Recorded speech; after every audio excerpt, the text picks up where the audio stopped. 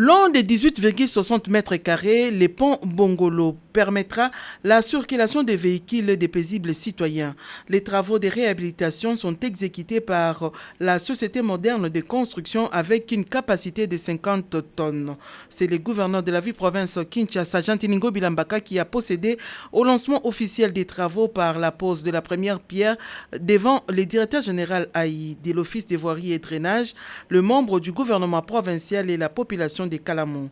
6 mois suffisent pour achever cet ouvrage qui attend de tous le respect des biens communs. Cette route secondaire est d'une grande importance pour le trafic des Kinois et relie l'avenue Université à l'avenue Kasavubu et elle est le prolongement de l'avenue Yolo qui mène vers le boulevard Lumumba. Elle est vitale pour atteindre le marché Gambela en venant de Matete, Lemba, Njili et au-delà d'Adjango. Bien avant, le ministre provincial des infrastructures, travaux publics et reconstruction, Thierry Kabouya, a exhorté la population de Kalamou à dire merci pour les actes concrets posés à leur égard. La construction de ces ponts vise la viabilisation et la fluidité sur les avenues Bongolo, Kasavubu et Victoire. Le gouvernement de la République s'invite sur les différents marchés d'approvisionnement du peuple. Bientôt, les inspecteurs économiques seront sur le terrain avec pour mission de vérifier si les prix appliqués sur le marché sont conformes aux lois de la République. Le sujet a occupé les échanges ce mardi au cours de la réunion du comité de conjoncture sous la direction du Premier ministre Ilunga Ilunkamba. Madame la ministre de l'économie nationale a été invitée à ficeler le dossier davantage pour que le contrôle se fasse. Il faut finalement que les opérateurs économiques acceptent le contrôle. Il n'y a pas d'État sans contrôle. La note de conjoncture, quant à elle, laisse comprendre que la situation macroéconomique maintient sa stabilité. Les réserves de change et les efforts fournis par la Banque centrale du Congo pour la stabilité ont été salués. Au portefeuille de l'État, le dossier de l'AMIBA a été débattu. Nous avons examiné, sur présentation du ministre du portefeuille, la situation créée au sein de l'AMIBA. Des instructions claires ont été données au ministre du portefeuille pour que la loi soit respectée. Le ministre de l'aménagement du territoire, avec le ministre d'État, chargés de l'urbanisme, ont présenté le plan d'aménagement du territoire en insistant sur des zones stratégiques qui doivent être réservées aux camps militaires, aux cimetières et autres besoins sociaux de la population. Pour certaines matières, les discussions vont se poursuivre en Conseil des ministres. Ce bus Transco n'est resté qu'un amas de ferraille. Il a été la cible des inciviques en colère après la mort par balle d'un prétendu conducteur de moto à Kinshasa. Est-ce cela la raison de calciner ces engins roulants publics acquis par l'argent de contribuables? Non, c'est pas une bonne manière de revendiquer ses droits, car le bus Transco permet à la population quinoise de se déplacer en toute sécurité. Le directeur général de Transco, qui condamne en outre ces énièmes actes de vandalisme, appelle la population à protéger le bien public. Sentiment de profond regret que ce soit la énième fois que les bus destinés au transport de la population soient victimes des actes de vandalisme. En patriote, nous devons protéger les biens, fussent-ils privés ou publics. Pour le cas d'espèce, les bus Transco sont des biens publics qui ont été acquis par l'argent du contribuable que nous sommes tous. C'est au prix de nos efforts, de notre travail que ces bus ont été acquis et c'est affecté à un service public d'importance majeure. Sans la mobilité des personnes et des biens, il n'y a pas de création de richesse. Ce qui est arrivé, nous espérons, nous gageons qu'il ne va plus se reproduire. La violence, ce n'est pas le mode de règlement de problèmes. Nous garantissons que nous ne ménagerons aucun effort pour continuer à servir la population. L'État, les autorités qui veulent consolider cet acquis qui est Transco, ces flairons, se battent, se démènent pour renouveler les investissements en charroi automobile. Il faudrait que nous capitalisions cela. Il ne faudrait pas que nous tombions dans un cycle d'investissement-destruction. 24 heures après les dégâts incendiaires qui ont réduit aux cendres les 3 médias audiovisuels du président du MLC, Jean-Pierre Bemba, le ministre d'État, ministre de la Communication et des Médias, David Jolinou Diwampové Samakelele, s'est rendu personnellement sur place pour en savoir davantage, non seulement sur l'origine du drame, mais aussi les conséquences qui en découlent. Les bilans présentent aucune perte en vies humaines, mais d'importants dégâts matériels. Très attentif, le ministre d'État a reçu les explications des responsables de ces médias et visiblement touchés par cet incident majeur. David Jolinou Diwampové Samakelele leur a rassuré de son soutien indéfectible pendant cette dure épreuve. C'est un pan de notre liberté qui est mis en veilleuse. Et donc c'est une nouvelle triste. Pas seulement pour les gens de la presse que vous êtes, mais pour le peuple congolais, parce que le peuple a besoin d'une information aussi variée que possible, et les chaînes qui viennent d'être consumées en apportaient la preuve. Je suis le ministre de la Communication et des Médias, mais de tous les médias. Et donc, pour moi, il n'y a pas de distinction à faire entre ce qui est public et ce qui est privé. Lorsque quelque chose touche au secteur privé, c'est comme si cela touchait également le secteur public.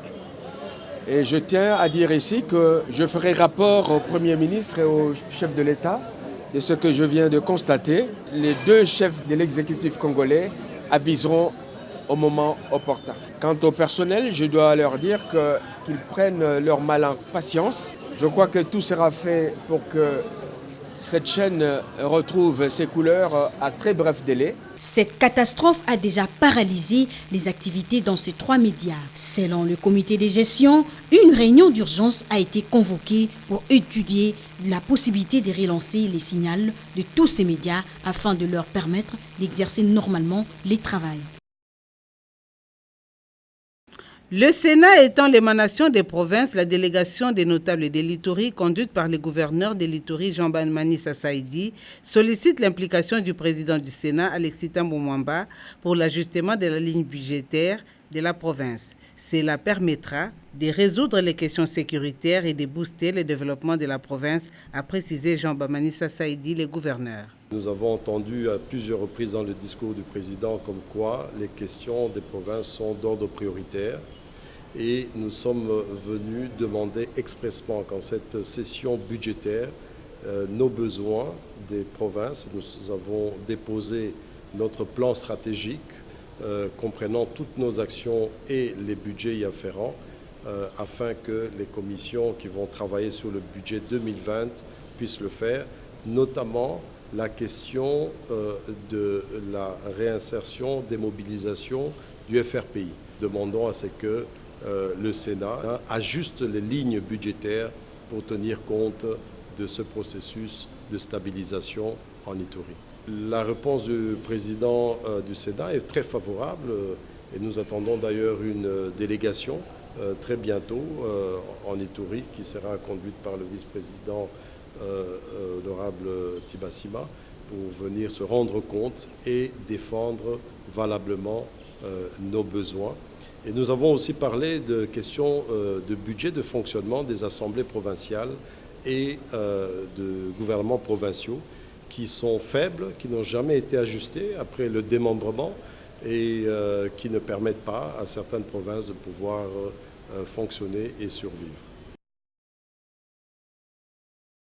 C'est un élan de solidarité des pays du groupe Afrique qui plaide pour que les sanctions économiques qui pèsent sur les Zimbabwe depuis 2002 puissent être levées. Pour l'ambassadeur du Zimbabwe en République démocratique du Congo, Raphaël Faranissi, les efforts ont été fournis par son pays pour respecter les conditions exigées par la communauté internationale, mais enfin, l'ambassadeur des Tanzanie a quant à lui salué l'intervention du chef de l'État Félix Antoine Tshisekedi Tshilombo, qui à l'Assemblée générale des Nations unies a demandé la levée des sanctions qui ont non seulement des impacts graves sur l'économie du Zimbabwe et sa population, mais s'étendent aussi sur la zone SADC. La date du 25 octobre 2019 a, selon le vice-ministre des Affaires étrangères Raymond Tchedia Patai, été choisie conformément aux décisions des chefs d'État et des gouvernements de la SADC pour que ces États membres puissent lever leur voix à travers plusieurs activités pour exprimer leur désapprobation à l'égard des dites sanctions. Le secrétaire général aux Affaires étrangères Ileka Atoki a circonscrit l'événement du jour et s'est dit confiant. Vous avez entendu l'ambassadeur du Zimbabwe parler des difficultés que son peuple rencontre du fait de ces sanctions. L'ambassadeur de la République unie de Tanzanie, en sa qualité de représentant du président en exercice de la SADC, nous dire quels sont les efforts que notre organisation régionale fait en faveur de ces sanctions. Les sanctions ne sont pas éternelles, donc je ne peux être que confiant.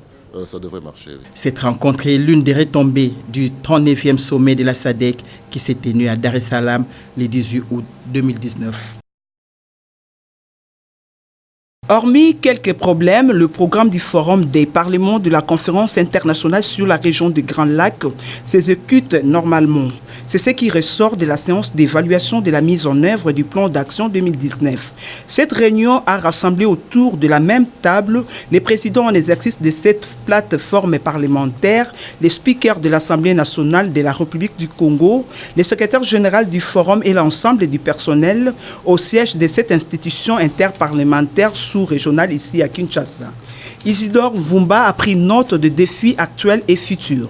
Je ne veux pas bouder mon plaisir. Je dois dire sincèrement que j'ai trouvé là une équipe motivée, déterminée, dans des conditions pas toujours optimales, mais qui fait le travail de qualité. En un mot, nous sommes contents de ce que nous avons vu et nous sommes sûrs que les choses vont aller pour le mieux au niveau de notre forum. Faisant d'une pierre deux coups, le président en exercice du forum a aussi échangé avec les ambassadeurs de pays membres de la CIRGL accrédités à Kinshasa sur l'évolution de la situation politique, sécuritaire et humanitaire. En attendant que la présidence rotative soit exercée dans 2 mois par les Burundis, Isidore Vumba a dit tous les biens que lui a inspiré le travail abattu par le secrétariat général, l'organe de coordination au quotidien du forum.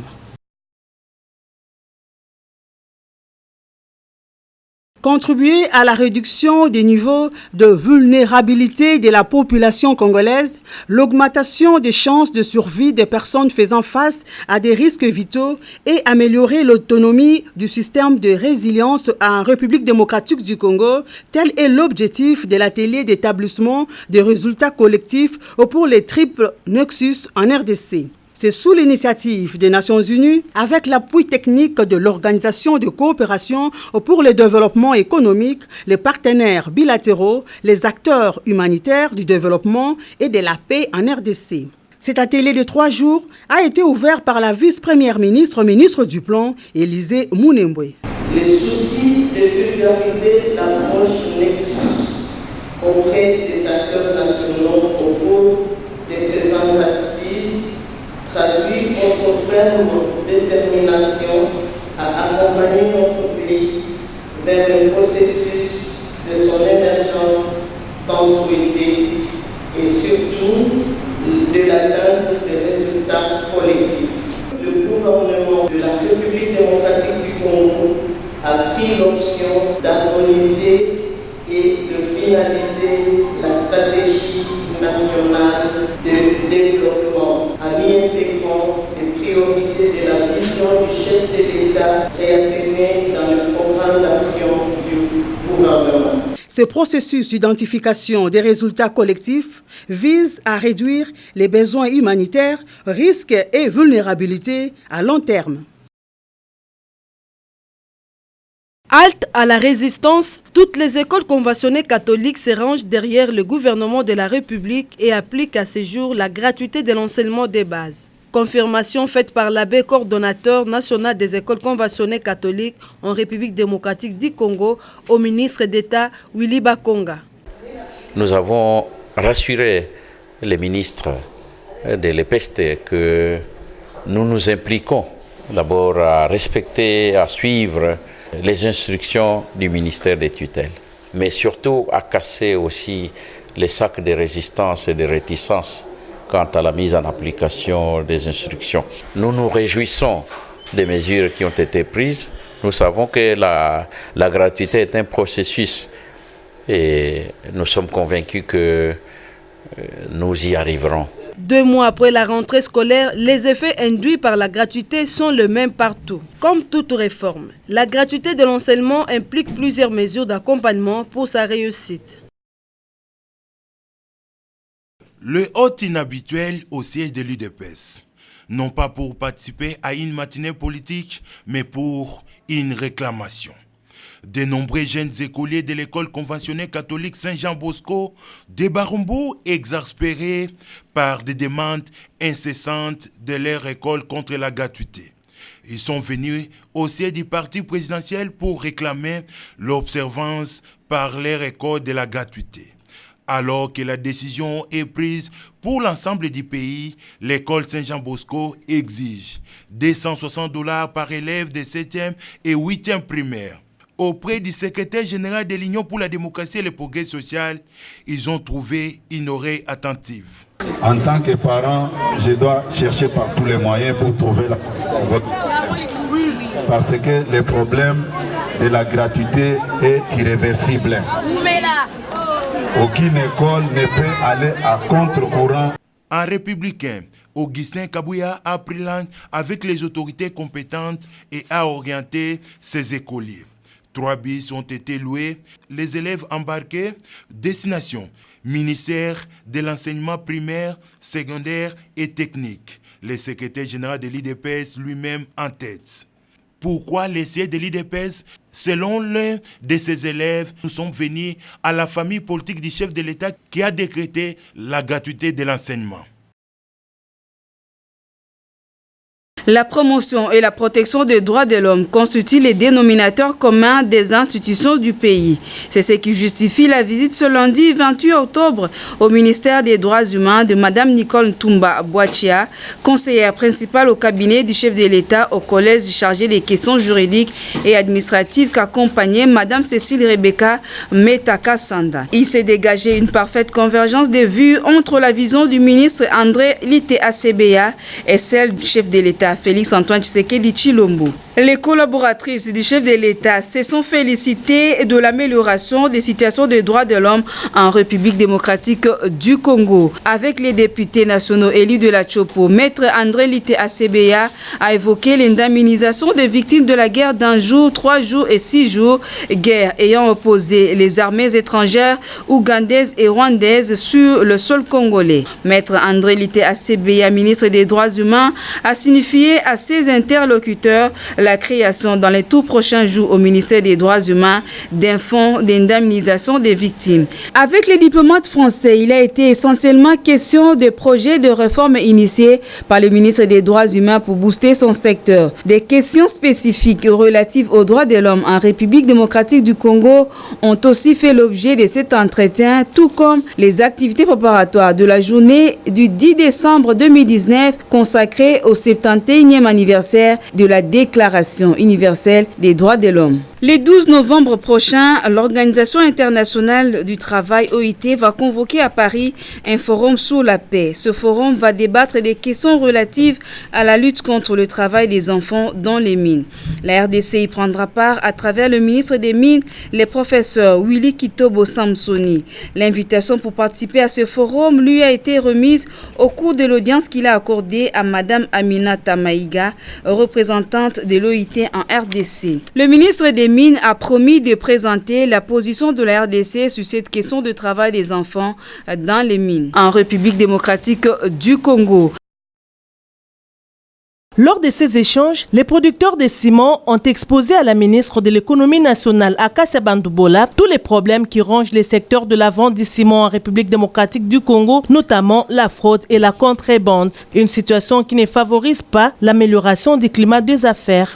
ont présenté à Madame la ministre la situation globale et elle nous a promis de revenir vers nous d'ici la fin de la semaine et en vue de préparer les solutions pour réguler le secteur de la vente de ciment sur le marché de Kinshasa qui fait face à de nombreuses violations dues aux importations illégales. La concurrence est déloyale, surtout la fraude sur toute la ligne.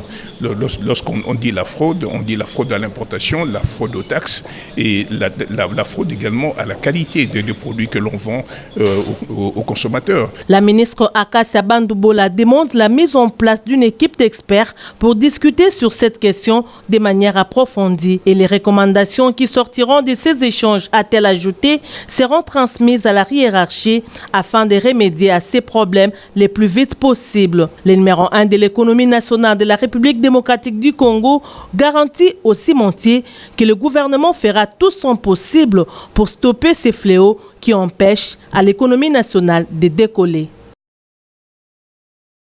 Chercheurs et opérateurs du secteur financier se sont retrouvés ce mardi au Fleuve Congo Hotel autour d'un colloque organisé par la Banque centrale du Congo en partenariat avec l'Université de Liège et le cabinet d'expertise BIP Consulting International sous le thème « Risques du secteur bancaire ». Durant 2 jours, les échanges voulus, fructueux, doivent déboucher sur des recommandations susceptibles de juguler le risque financier dans le système bancaire congolais. La question relative à la maîtrise des risques revêt toute son importance, tant pour la Banque centrale en sa qualité d'autorité de surveillance que pour les banques commerciales dans le cadre de leurs opérations.